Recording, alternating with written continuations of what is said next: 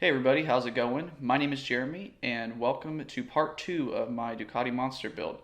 For any of you guys who haven't seen part 1, behind me here, I have my 2008 Ducati Monster S2R 1000, and in this build series, I'm going to be tearing it down to pretty much its bare bone basic components, everything in the engine.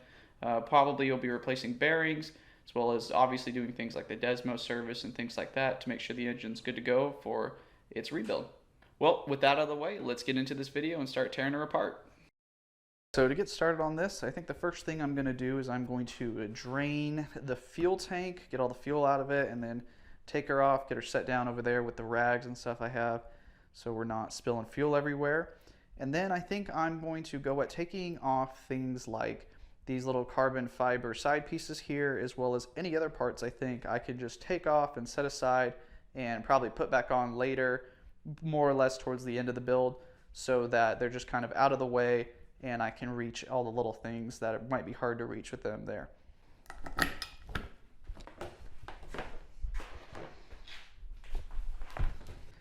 bad boy in there. And just making sure she gets as close as we can to the bottom. Oh, let's not let that get in there. Looks like I picked the nasty end here. Let's give her a little scrub off before I put my mouth on that. Oh, here we go.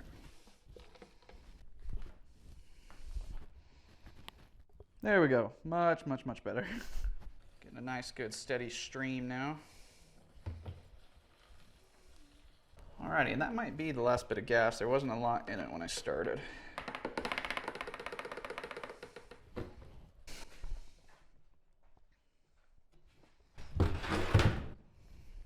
Alright, so let's get some of these little smaller plastic pieces off and out of the way.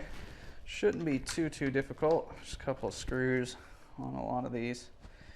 Goal of this and the key to all this is going to be to not lose anything. Let's go take this bad boy over here and let's start by setting some pieces down. I'll make life easier on me in the future so that just keep all the screws, that stuff over there together. So I'm going to take these off, and then I'm going to take these rear passenger pegs off just because they look like they're easy to get to, easy to remove, not going to have any issues with trying to put them back on later. There we go, that side's off. Set her down right over here next to this stuff. Alright, so both of those are off. Nice and easy out of the way. Alright, let's take this front gauge cluster off. Alrighty. We're just going to work on breaking that loose. See if I can get in here. Ooh. There we go. And loose. Okay, sweet. She's off. Alright. Sweet. So here is that gauge cluster I'm so fond of. I'm going to set her down over here next to the other important stuff. I'm going to remove this rear plate here next. It looks like it's still connected. This must be the light illumination for the tail light, but it looks like it was just, I can't tell if it was connected or what, but I'm just going to cut her right here, and we can rewire that back up. I'll make sure to give it some proper protection for what looks like a little sharp spot down in here. I don't know if you guys can see that, as well as a better connection for the wiring harness. Alrighty, and snip. That's all that. And while I'm here, that was these, I'm gonna label what these are so I don't lose it later.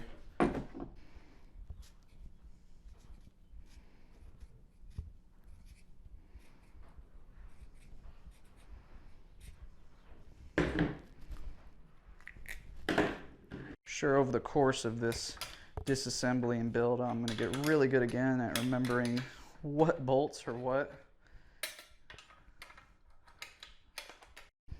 Alrighty. There we go. Give that a good old clean off. Here's the rear end of the wiring harness. Set that over there for now. All right, I said I was gonna do the gas tank pretty early on, so let's get that gas tank going. I have had to remove this thing before, so let's take the key out, put it with all the other stuff. And I kind of like this gas tank because it actually has, I don't know if you guys can see it in there, a little hinge here. As you put down the catch, sorry to give you guys a bad view, there we go. The catch is actually able to be moved back a little bit so you can pull it up, and the entire gas tank without any screws can be pulled up no problem. Alrighty, and then we're going to set our little hammer in here. I don't know if you guys can tell, but got some nicks and stuff here on the inside of the tank, probably from this hinge piece I was just talking about a minute ago, sliding up and down and tearing off the paint from the plastic. Gas tank wise, it looks like I'm going to have a couple of things I'm going to need to disconnect in there. Looks like we have a wire connector, an actual signal, power, and ground connector right here. And then it looks like we have our two individual gas lines, as well as these two drain tubes. So let me see if I can get that going. Alright, we're gonna try to get, I don't know if you guys can see it, it's pretty dark in here, but there's a little clip. Looks like both of the clips are off.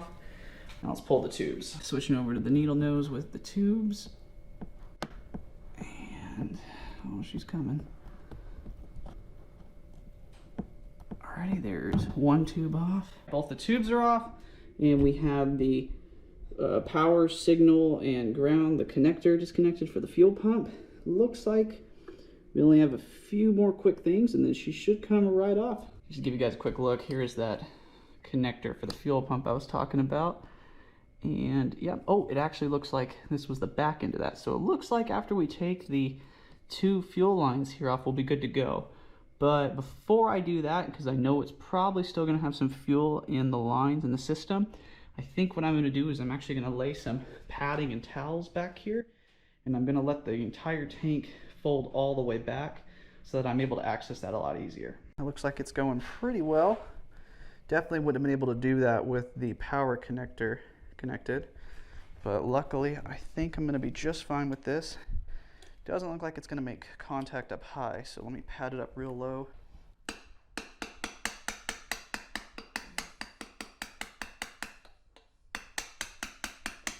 Alright, that looks pretty flush. Here we go. And there's one. Try not to make too much of a mess here. There we go, there's two. Okay, sweet. Luckily it's not spilling out of the fuel tank like I was thinking it was going to. But let's just kind of stuff these in the rags and make it so that they can't spill everywhere. I think my goal is going to be to figure out how I'm going to grab this thing when I go to pull it out. Not a lot of tank to grip onto, but you want to know what? You only live once. So we got some cushion back here. Let's pull her out. There we go. Tank's all the way back now on the cushion. And the pin is almost there, goes out. I dropped that, but that can stay on the floor. It's not going anywhere. All right, let's two-hand the tank and let's bring her where she needs to go. I'd say that went pretty well, all things considered. Now that we have that gas tank off, let's start on the battery. Let's just see if this, oh sweet, the whole little rubber piece comes out. Awesome. Our next piece is going to be probably to remove the ECU. Shouldn't be too difficult. Looks like it's just two screws, Allen screws here, with probably something to take note of, a connector here on the outside. Now we're free, and there we have it. There's the Ducati Monster ECU. Really small thing, to be honest. Alrighty, and so it looks like we can take this plate off now. Looks like it's just these four screws. We had this somehow tear off from here. I wonder if that was somebody else's doing. It also looks like the plate's damaged here. I can probably just JB weld or glue this part together. However, this might be a little bit different. I'll have to see what I can do about that, or if I need to order a new.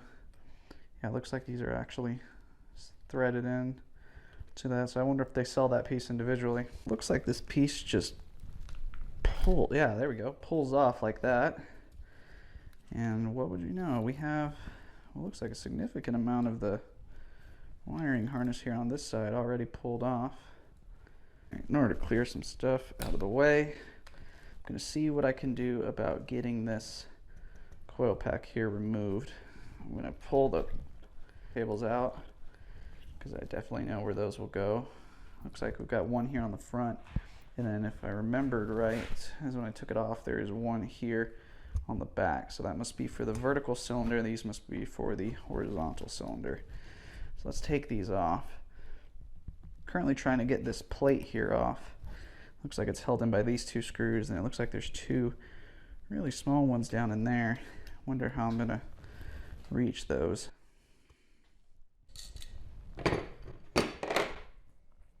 Now it looks like we have much better access to whatever this was, but it looks like there's still a plate here, a secondary plate there blocking us.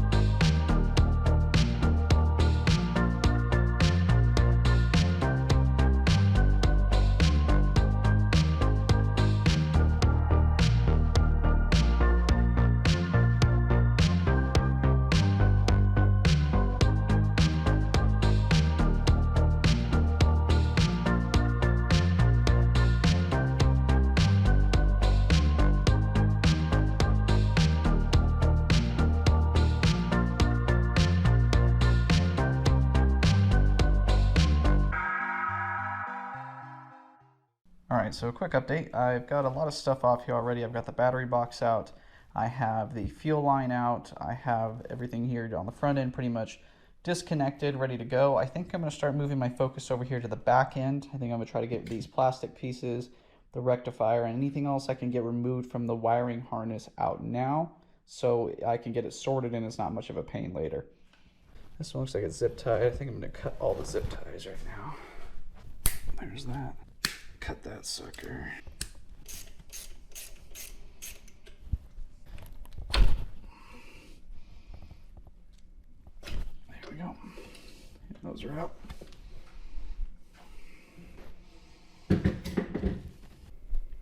There we go.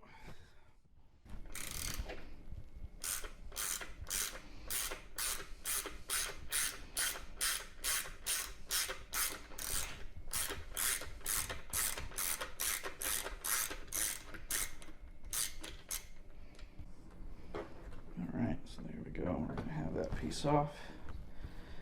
And we're going to take that. This is our rear tail plastic piece. So we'll set it down over there. And it looks like this is actually threaded into the frame of the bike. There we are.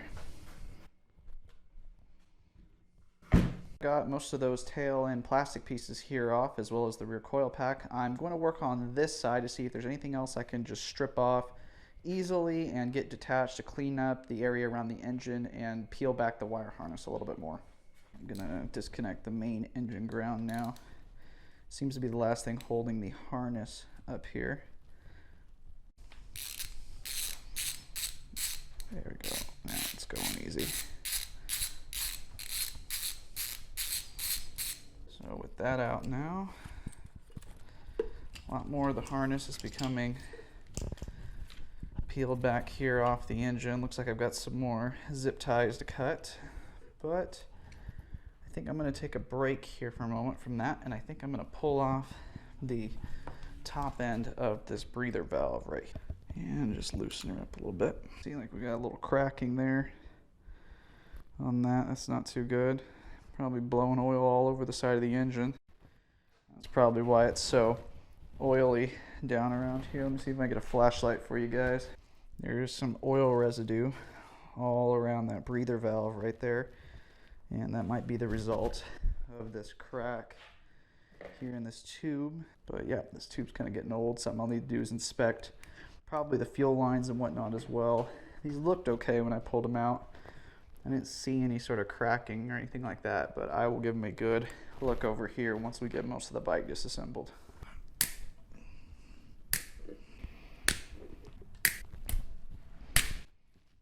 There we go. Alrighty, making some good work, some good progress here on the engine harness. A lot of this stuff coming out real easy, real nice. Alright, we got one more sensor that looks like we have to get removed. Should be pretty easy. This will be fine, and we'll probably be able to get everything out of here and up on front, no problem.